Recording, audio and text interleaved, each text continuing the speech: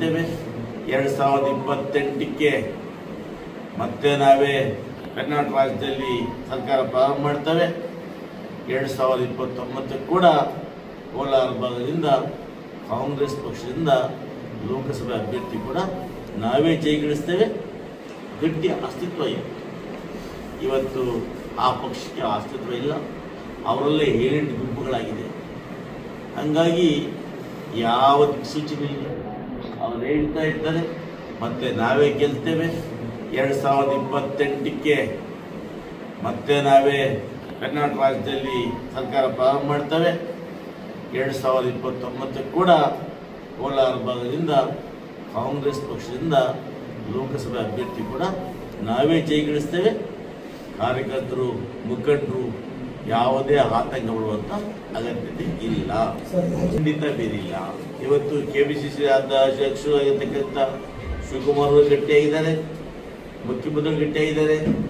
ಇವತ್ತು ತಾನೇ ನಮ್ಮ ಸಚಿವ ಸಂಪುಟವನ್ನು ವಿಸ್ತರಣೆ ಮಾಡಲಿಕ್ಕೆ ಗೌರವಾನ್ವಿತ ಕಾಂಗ್ರೆಸ್ ಪಕ್ಷದ ನಾಯಕರಾಗಿರ್ತಕ್ಕಂಥ ಸೋನಿಯಾಜಿ ಮೇಡಮ್ ಅವರು, ರಾಹುಲ್ ಗಾಂಧೀಜಿಯವರು ಸಂಪುಟವನ್ನು ವಿಸ್ತರಣೆ ಮಾಡಲಿಕ್ಕೆ ಹೇಳಿದ್ರೆ ಗೌರವಾನ್ವಿತ ಮುಖ್ಯಮಂತ್ರಿಗಳಿಗೆ ಒಂದು ಆದೇಶವನ್ನು ಕೊಟ್ಟಿದ್ದಾರೆ ಅಂತೇಳಿ ಈಗ ತಾನೇ ನನ್ನ ಸುದ್ದಿಯಲ್ಲಿ ನೋಡಿದೆ. ನವೆಂಬರ್ ಕ್ರಾಂತಿ ಆಗುತ್ತೆ ಅಂತೇಳಿ ಮೀಡಿಯಾಗಳಲ್ಲಿ ಮಾಡ್ತಾ ಇದ್ರೆ ವಿನಃ ನಾವ್ಯಾರು ಕೂಡ ಹೇಳಿಲ್ಲ.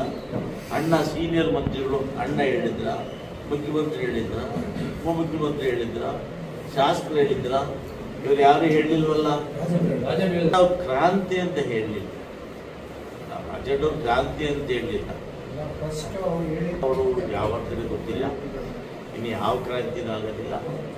ಪಕ್ಷ ಬಲವರ್ಧನೆಗೆ ಹೆಚ್ಚು ಇನ್ನೂ ಒತ್ತು ಕೊಟ್ಟು ಎಲ್ಲ ಸೇರಿ ಪಕ್ಷ ಸಂಘಟನೆ ಮಾಡ್ತೇವೆ. 2028ಕ್ಕೆ ನಮ್ಮ ಸರ್ಕಾರನೇ ವಾಪಸ್ ಬರ್ತದೆ. ಆ ಥರ ನೀವ್ಯಾಕೆ ಭಾವಿಸ್ತೀರಿ? ಆ ಕುರ್ಚಿ ವಿಚಾರಗಳೆಲ್ಲರೂ ಕೂಡ ಹೈಕಮಾಂಡ್ ತೀರ್ಮಾನಕ್ಕೆ ಬಿಟ್ಟಿತ್ತು. ನಾವು ಯಾರು ತೀರ್ಮಾನ ಮಾಡೋ ಮಟ್ಟದಲ್ಲಿಲ್ಲ, ನಮಗೆ ಶಕ್ತಿ ಇಲ್ಲ. ಆಯಾ ಸಂದರ್ಭಕ್ಕೆ ಅನುಗುಣವಾಗಿ ಪಕ್ಷದ ನಾಯಕರು ತೀರ್ಮಾನವನ್ನು ತಗೊಳ್ತಾರೆ. ಮೊನ್ನೆ ತಾವು ಕೂಡ ಗೌರವ ಮುಖ್ಯಮಂತ್ರಿಗಳ ತಾವು ಮಾತಾಡಿದ್ದೀರಿ. ನಮ್ಮ ಗುರುಗಳಾಗಿರ್ತಕ್ಕಂಥ ಸನ್ಮಾನ್ಯ ಮುನಿಯಪ್ಪಾಜಿಗಳು ಕೂಡ ಮುಖ್ಯಮಂತ್ರಿಗಳಲ್ಲಿ ಮಾತಾಡಿದ್ದಾರೆ. ನಮಗೆಲ್ಲರಿಗೂ ಆಶಾಭಾವನೆ ಇದೆ, ಜಿಲ್ಲೆಯಲ್ಲಿ ಬಾರಿ ಸ್ಥಳೀಯರಿಗೆ ಒಂದು ಮಂತ್ರಿ ಸ್ಥಾನ ಕೊಡ್ತಾರೆ ಅನ್ನೋದು ಆಶಾಭಾವನೆ ನಮಗೆಲ್ಲರಿಗೂ ಇದೆ.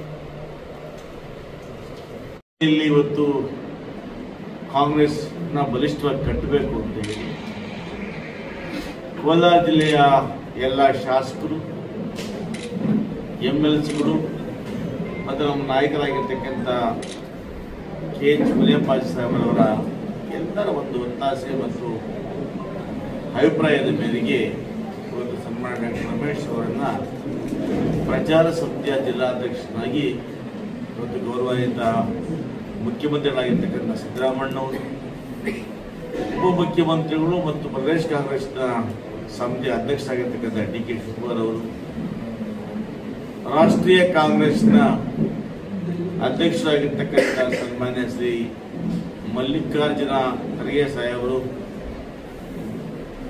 ಇವರೆಲ್ಲರೂ ಕೂಡ ಇವತ್ತು ಆಶೀರ್ವಾದವನ್ನು ಮಾಡಿ